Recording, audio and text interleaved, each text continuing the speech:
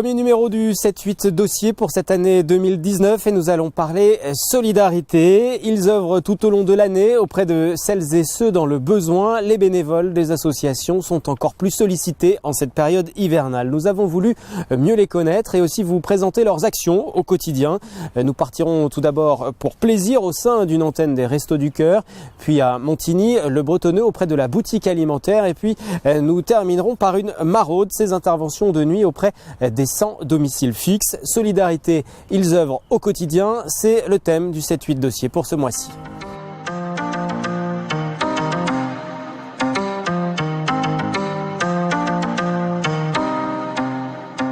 Ils s'appellent Dominique, Xavier ou encore Mireille et ont tous un point commun. Plusieurs heures par semaine, ils sont au total une cinquantaine de bénévoles ici au sein des Restos du Cœur de Plaisir. Vous voulez des œufs ? Oui, voilà. On va mettre une petite boîte. Voilà. À la distribution des produits frais, Didier, il est encore en activité mais sur son temps libre, il vient aider une semaine sur deux. Je m'étais dit, il y a 15 ans, je vais faire ça quand je serai en retraite. Et après, je me suis dit, bon, la retraite, c'est un peu loin. Autre profil, Jean-Paul. En retraite, il vient les mardis et jeudis matins donner des cours d'informatique. C'était pour avoir déjà une occupation, m'occuper d'aider les gens qui avaient besoin. Bon, au début, je n'étais pas informatique. Je m'occupais d'aller dans les supermarchés récupérer la marchandise. Ensuite, j'ai aidé à la distribution et depuis 3 ans, je suis à l'atelier informatique. Aider, la principale motivation qui pousse tous ces bénévoles à franchir la porte de ce centre des Restos du Cœur. Après une matinée d'essai, ils sont intégrés ou non à l'équipe. S'il n'y a pas de critères établis, il faut néanmoins posséder des qualités humaines. Surtout être à l'écoute des autres parce qu'effectivement, ce n'est pas qu'un problème alimentaire en général, il y a d'autres problèmes autres. Et là, dans ces cas-là, il faut savoir être à l'écoute. Et puis pour pouvoir rediriger après, parce qu'on a des équipes de relais quand même, et eux qui s'occupent de tout ce qui peut y avoir d'autres problèmes comme le logement ou des problèmes financiers. Jeudi, oui. Si vous êtes là. Oui. Vers 9h, à partir de 9h. Hein ? Ok. Comme la dame que je viens de voir là, elle vient presque toutes les semaines pour différentes choses, des lettres d'administration, des choses à numériser. 210 familles, en majorité plaisiroises, sont inscrites dans ce centre. Selon la structure de leur foyer, elles viennent 1 ou 2 fois par semaine pour la distribution alimentaire. Alors j'ai du jambon, si ça peut vous intéresser. Oui. J'ai des nems comme ça, ouais. Il y a de tout dans le bénévole et il y a de tout dans les accueillis aussi. Donc il y a des gens qu'on connaît depuis 15 ans qui sont là, et il y a des gens qui repartent. Alors je dirais le mauvais côté c'est quand les gens partent, on ne sait pas s'ils viennent, si c'est positif ou négatif. On espère que c'est positif, mais des fois on ne sait pas la vie. Et c'est ça qui me manque un peu, c'est-à-dire l'après en fait. Engagement, investissement, chaleur humaine, voilà ce qui ressort après cette matinée passée avec les bénévoles des Restos du Cœur de Plaisir. Des bénévoles qui agissent ensemble pour faire vivre la solidarité voulue il y a 34 ans par Coluche.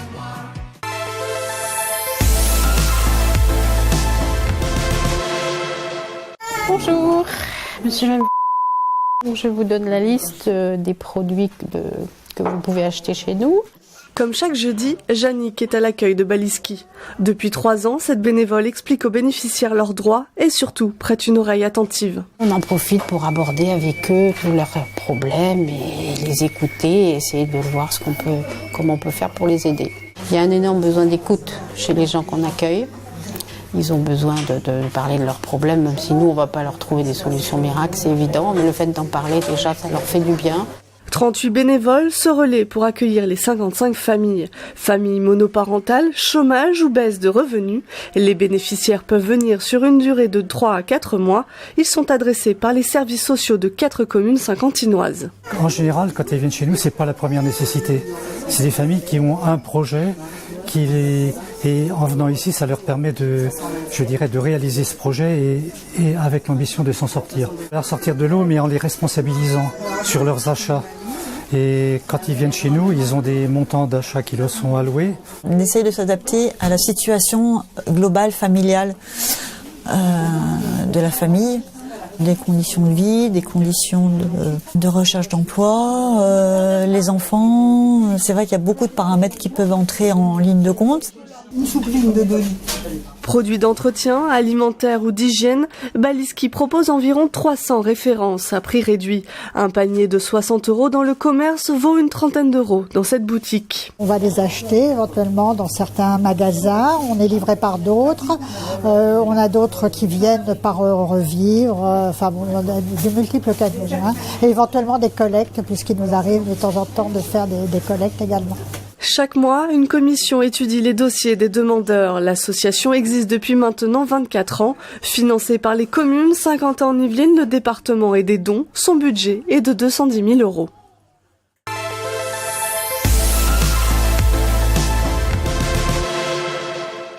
Vendredi soir, il est 20h et les bénévoles de la Croix-Rouge de Saint-Quentin-en-Yvelines chargent le camion pour effectuer une maraude jusqu'à minuit.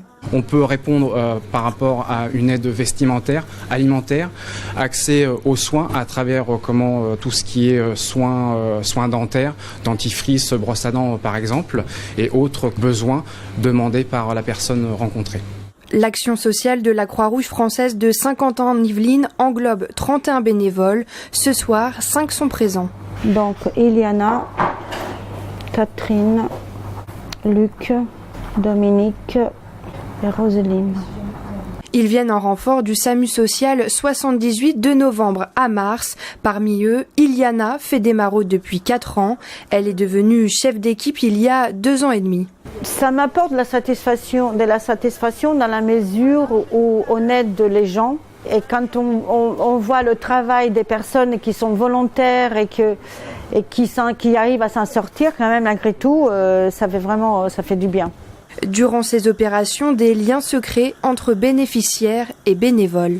Nous avons nos habitués qui sont dans le secteur près de chez nous, donc notamment Georges qui est un SDF depuis 17 ans dans la rue. Donc on sait ce qui leur fait plaisir de manger. Donc lui par exemple Georges c'est le chocolat au lait. Donc on ne sort jamais sans le chocolat au lait.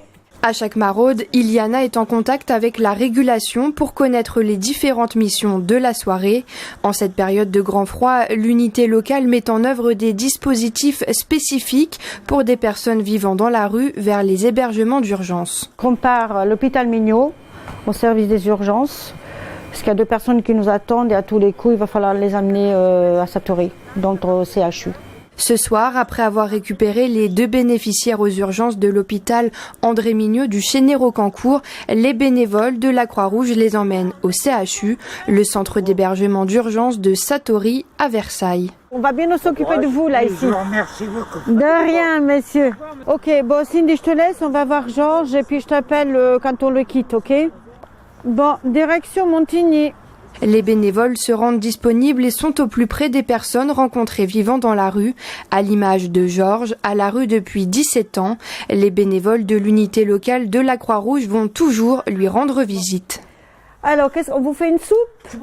À la crevette? Les bénévoles répondent aux besoins fondamentaux des personnes rencontrées. Chocolat, tu lui as mis? Des compotes? Des compotes. Ouais, je veux bien, ouais. Comme Georges, 124 personnes sont suivies à l'échelle de l'agglomération. Bonne nuit, Georges. À bientôt. Hein. Ouais, merci. Allez, au revoir.